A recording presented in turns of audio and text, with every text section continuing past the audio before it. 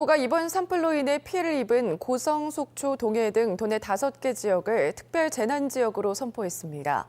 화재로 인한 특별 재난지역 선포는 과거 동해안 산불과 양양 산불에 이어 이번이 세 번째인데요.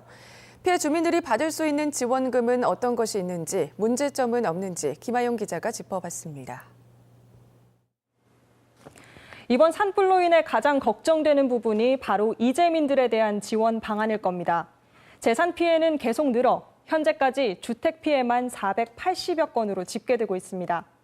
만약 집이 전소된 경우라면 주민이 정부로부터 지원받을 수 있는 금액은 얼마나 될까요?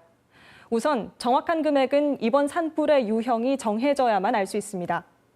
자연현상으로 인해 발생하는 자연재난과 사회 구조적인 문제로 발생하는 사회재난, 두 가지 유형이 있는데 각 경우에 따라 지원 금액에도 조금씩 차이가 있기 때문입니다.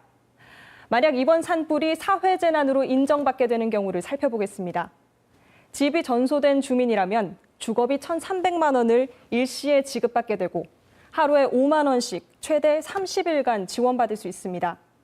또 하루에 8천 원씩 60일간 구호비를 지원받게 되고 전기료나 건강보험료 등 각종 세금과 공공요금에 대한 감면 혜택이 주어집니다.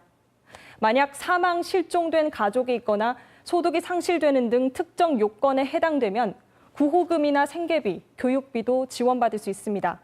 하지만 이 세 가지는 해당 사항이 없을 경우에는 받을 수 없는 만큼 사실상 앞서 말씀드린 게 집이 전소된 주민이 받을 수 있는 정부 지원금의 전부라고 할 수 있습니다.